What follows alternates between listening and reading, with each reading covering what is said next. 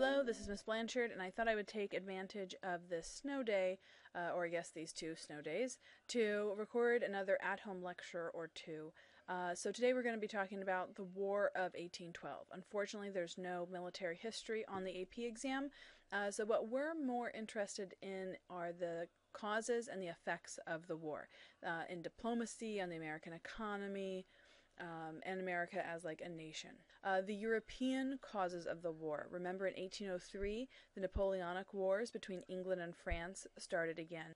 In 1806, both England and France respond to this by trying to wage an economic war against each other. And during these years, as the Napoleonic Wars are picking up, until the eve of the War of 1812, about 6,000 American sailors are impressed.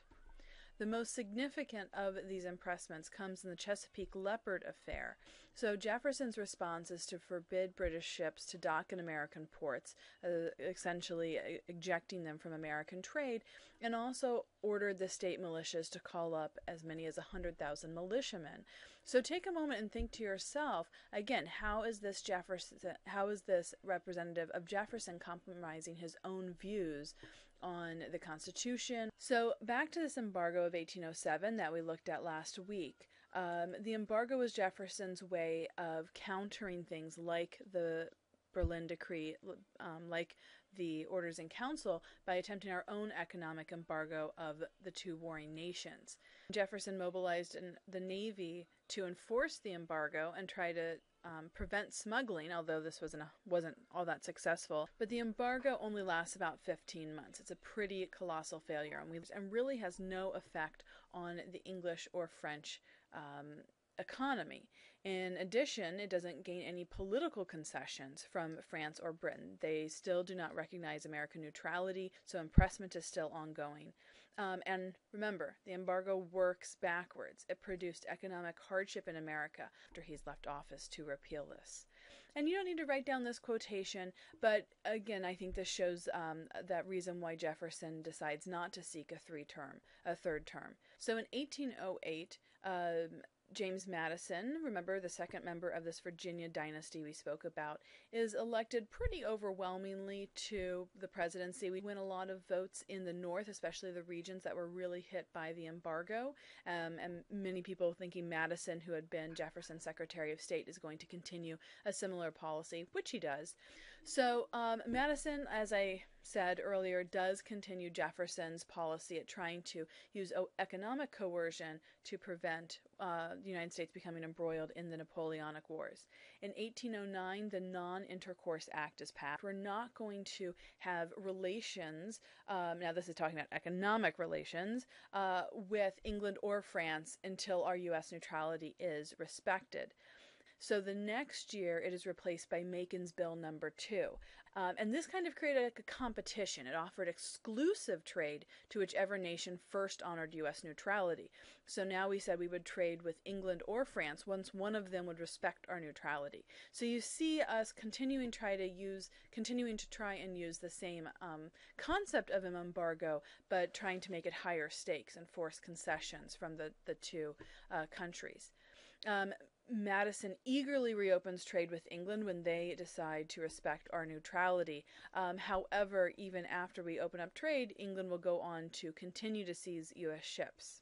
France agrees to end all trade restrictions under the continental system against the United States, but never stops seizing ships or impressing the U.S. sailors.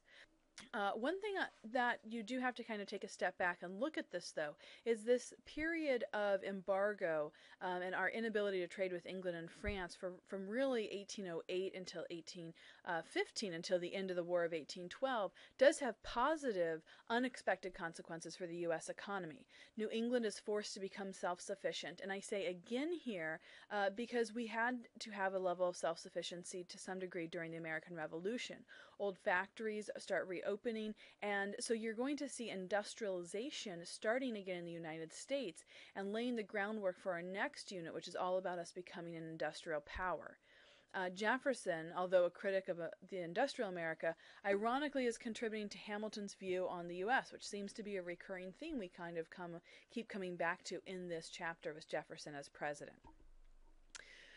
So, We took a look at this the other day in class, but which regions would have most supported declaration of war? When we looked at Madison's war message to Congress, remember, he listed things like impressment, interference with trade, provoking Indian attacks on the United States, which seems to mean that New England, most of the reasons related back to New England would support a war, followed by the Western territories. Most calls for war centered on British interference with U.S. trade rights, which I think of all the reasons we listed from the war message to Congress, trade rights were about 3 or 4 of those.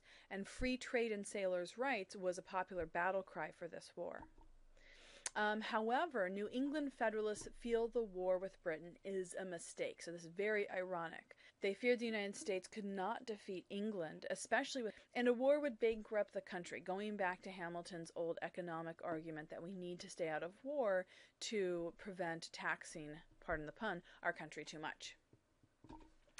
It is really in the west and the southern regions where you see the strongest cries for entering the war. Both regions hoped to gain Canada and perhaps Spanish Florida in an attempt to get more farming land and farming territory. So that's where you're going to see by 1810 a group of men led by Henry Clay from Kentucky and John C. Calhoun from South Carolina called the War Hawks. And the War Hawks, anytime you see something that's hawkish, it means you're wanting war or militarism. The War's Hawks are hawkish, demanding war for England. Madison eventually gives in to both of these men and the larger War Hawk movement, and that's when he issues his declaration for war in June of 1812.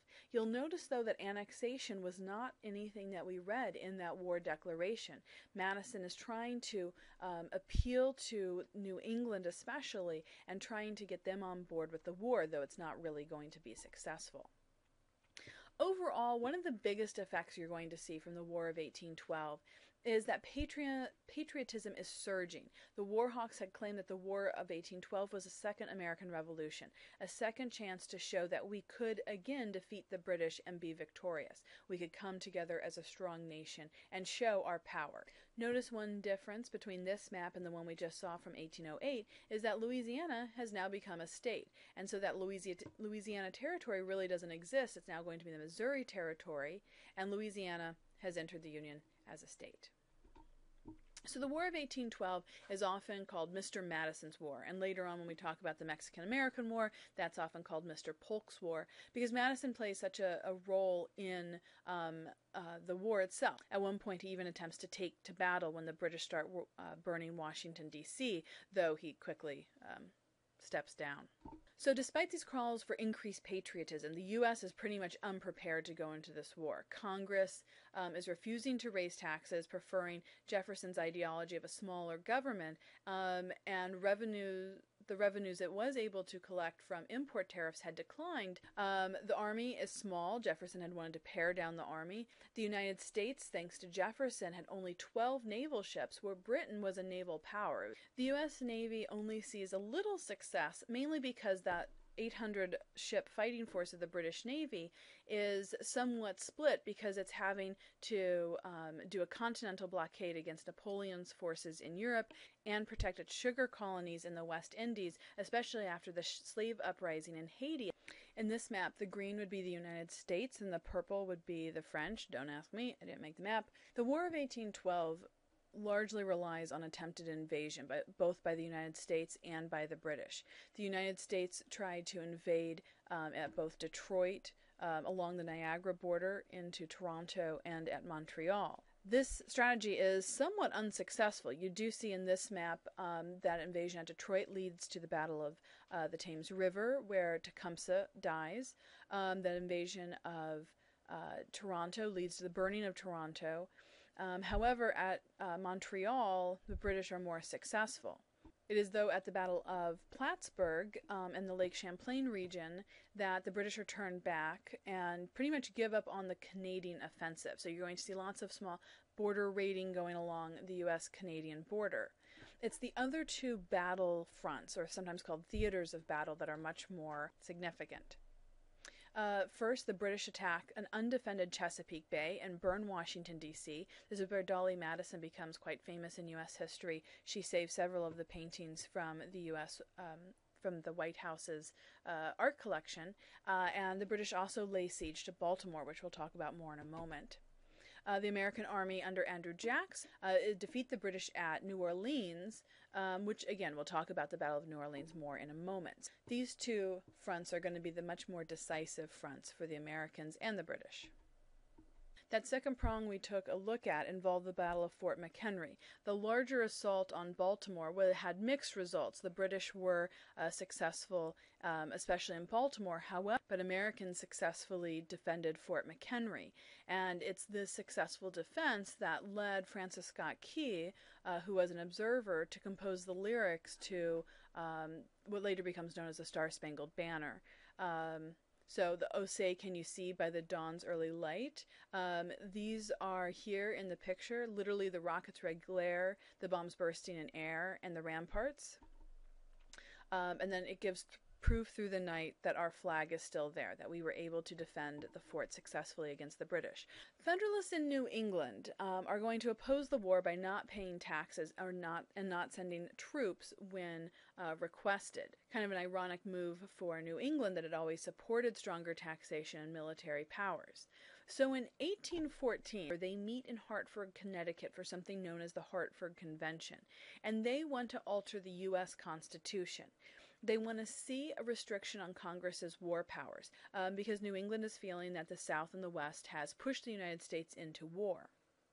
Well, they also want to see a one-term president to break up this Virginia dynasty. And they want to abolish the 3/5 clause in order to reduce Southern control of Congress. They feel the South is receiving inflated representation in the House of Representatives. Again, they're looking at these the war hawks from the South and the West, and they feel the South has provoked them into war, and also these new Western states like Henry Clay from Kentucky have goaded them into a war that they don't want. At the convention, they do discuss if these demands are not met, that they want to be able to secede from the United States.